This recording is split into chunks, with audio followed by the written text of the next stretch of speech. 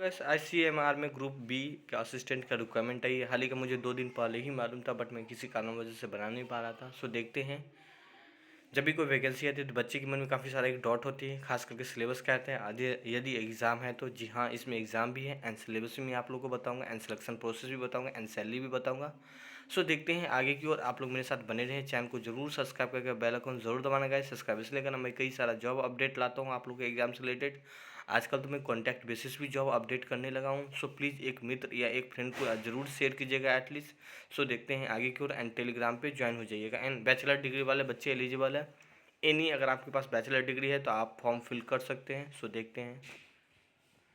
यहाँ आप स्क्रीन पे देख पा रहे होंगे कि Indian council of medical research centre अभी काफ़ी ज़्यादा रिसर्च सॉरी सेंटर नहीं है। सो अभी काफ़ी ज़्यादा न्यूज़ में चर्चा रहा था आईसीएमआर, क्योंकि अभी कोविड के लेके अभी इनका काफ़ी रोल रहा था। तो सो कुछ ये है, इसमें रिक्वायरमेंट आई है। वैकेंसी बहुत ही कम है बट एप्लीकेशन फी बहुत ही ज़्यादा है।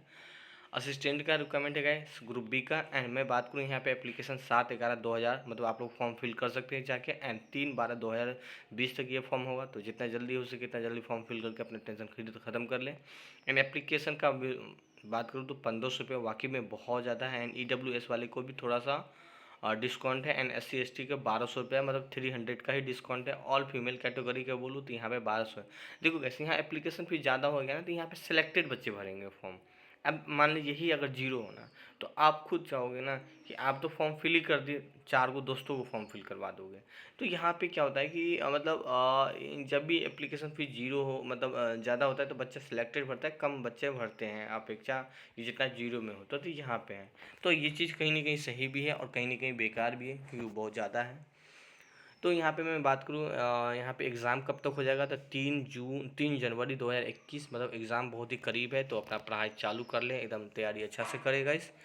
एंड यहाँ पे मैं वैकेंसी की बात करूँ तो 80 वैकेंसी, जिसमें bachelor degree any stream with 55% marks and working knowledge होना चाहिए कंप्यूटर ऑफिस MS वर्ड का, जो सब बच्चे के पास नहीं भी होगा फिर भी जोगाड़ी तो नहीं खरीद कर ही लेंगे। असिस्टेंट ग्रुप बी का है। एंड जनरल का 33 वैकेंसी, OBC का 21, EWS का 8 है जो आप स्क्रीन पे देख पा रहे होंगे। एंड यहाँ पे मैं बात करूँ मैक्सिमम 30 एज हो जानी चाहिए। 3/12/2020 को आपको मैक्सिमम 30 साल आप लोग हो जाना चाहिए। सो हम कुछ ऑफिशियल नोटिफिकेशन पे आते हैं। सो ये कुछ आपका ऑफिशियल नोटिफिकेशन है जो आप स्क्रीन पे देख पा रहे होंगे। एंड मैं इसमें से कुछ सिलेक्टेड ही बात करूँगा। एंड मैं बात करूँ यहाँ पे लेवल 6 के तहत आप लोग को पेमेंट किया जाएगा।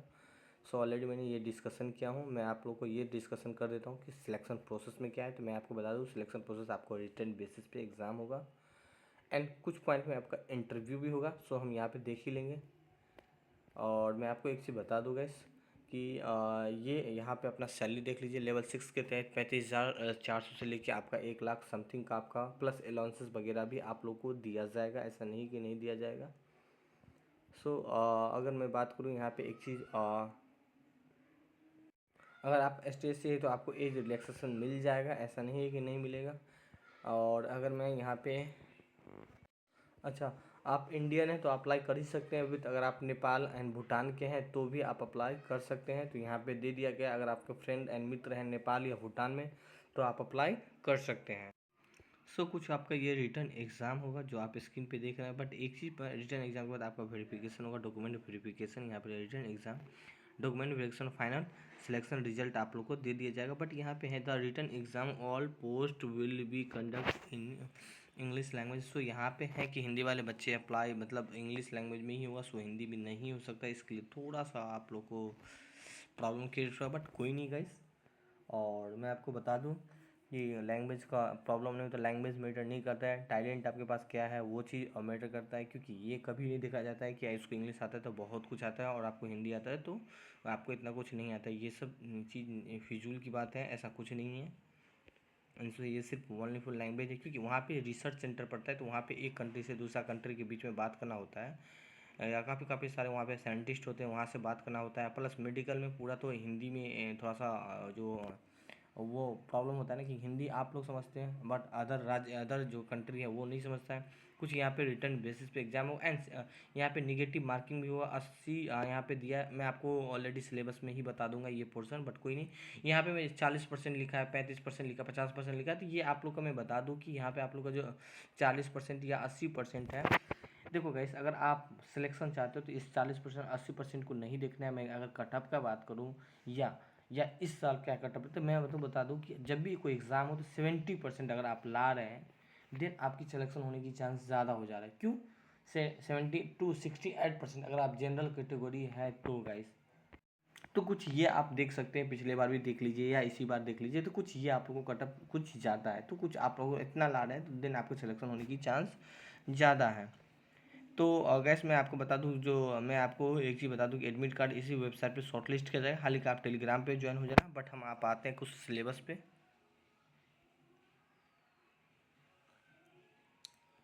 अच्छा, यहाँ पे कुछ आपका सेंटर है, कुछ आप यहाँ पे देख पा रहे होंगे, कुछ यहाँ पे आप लोगों को सेंटर है कर्नाटक का, जो भी है आपका अपना देख पा रही हैं। और यहाँ पे ऑलरेडी यहाँ पे दे दिया सिलेबस। खैर मैं इस सिलेबस पे नहीं आता हूँ, यहाँ पे आप फिर भी देख लीजिए।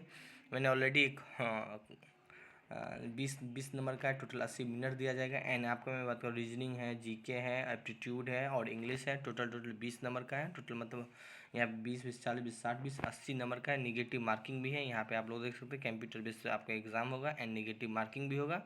कुछ ये है आप लोग का गैस, मैं आपको बता दूँ।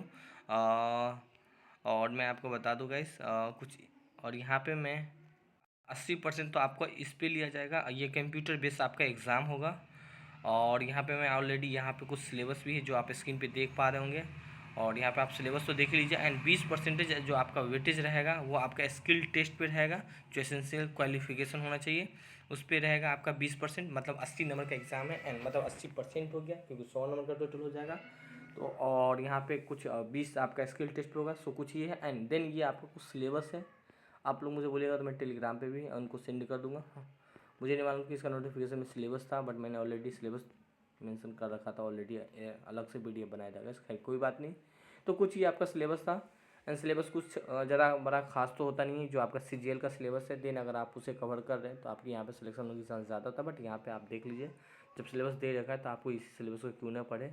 सो ये कुछ सिलेबस है, अपना मेंशन करना चाहते हैं तो मेंशन कर सकते हैं। इंग्लिश लैंग्वेज का कुछ ये सिलेबस है।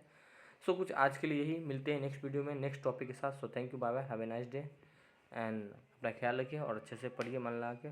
सो बाय।